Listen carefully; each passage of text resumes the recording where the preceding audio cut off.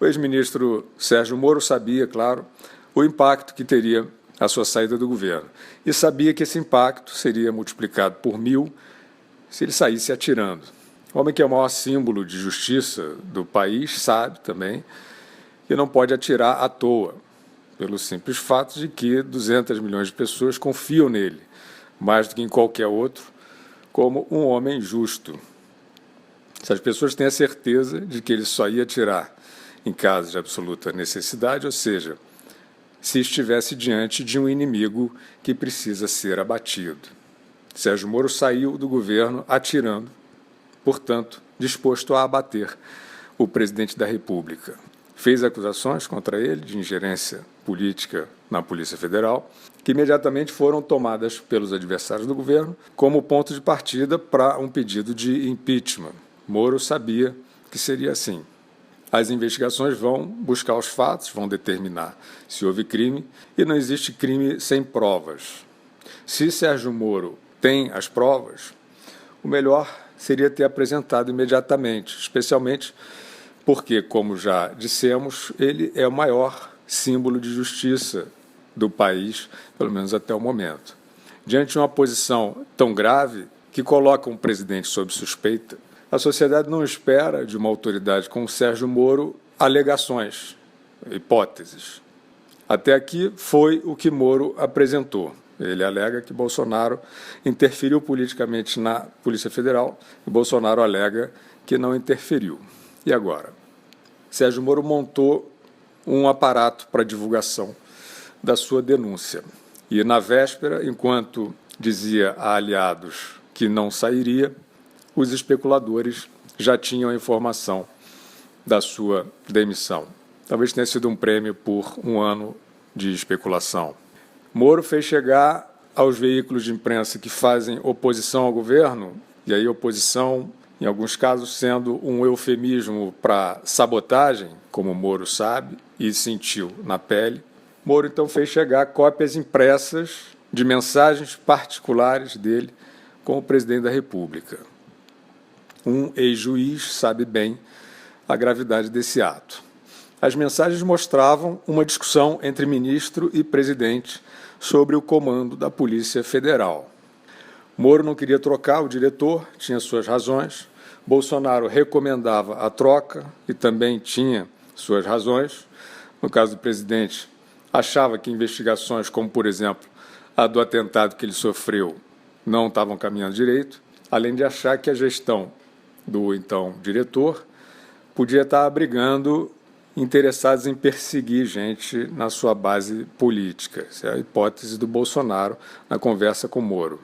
A prerrogativa da escolha do diretor-geral da Polícia Federal é do presidente e ele estava discutindo isso com o seu ministro da Justiça.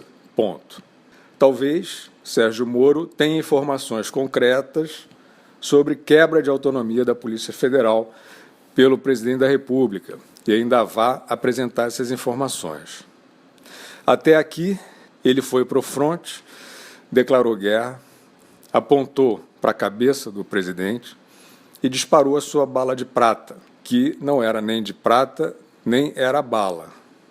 Era um dossiê de remendos de WhatsApp, parecido com aqueles que os hackers, amigos do Lula, usavam contra o próprio Moro.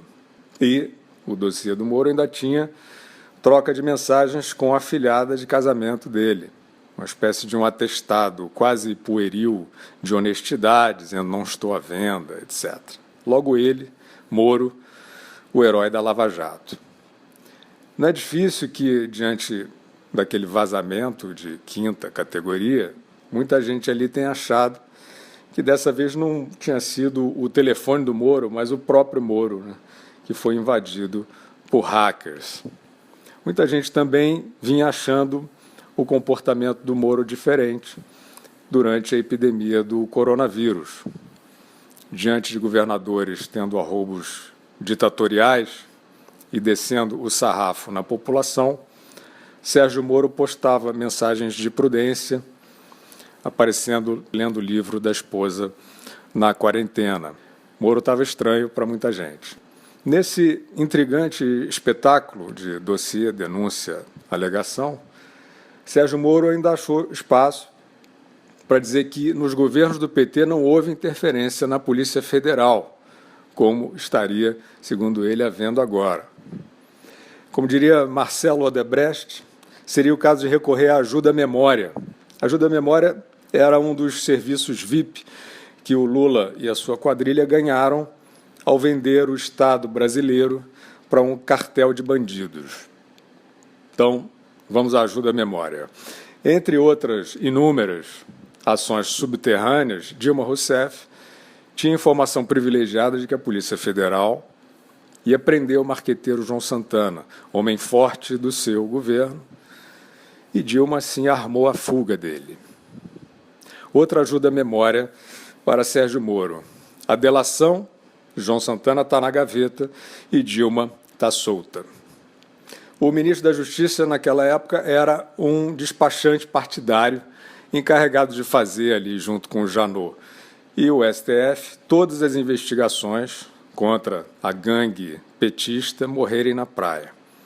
Moro se esqueceu de tudo isso. A Polícia Federal é uma instituição admirável desde antes da Lava Jato e conseguiu ser eficaz em vários momentos, apesar de injunções políticas que sofreu aí ao longo da história. Mas citar o PT como exemplo de respeito a qualquer instituição pública equivale a oferecer o Nobel de Medicina ao coronavírus. Ainda mais se você é o ex-juiz Sérgio Moro, o homem que prendeu Lula. O Brasil está perplexo. A missão Moro-Bolsonaro, que não poderia falhar, falhou miseravelmente. Os dois tinham a obrigação cívica de levar essa missão até o fim. E agora? Agora é preciso entender, com muita clareza, onde está o elemento de traição ao país.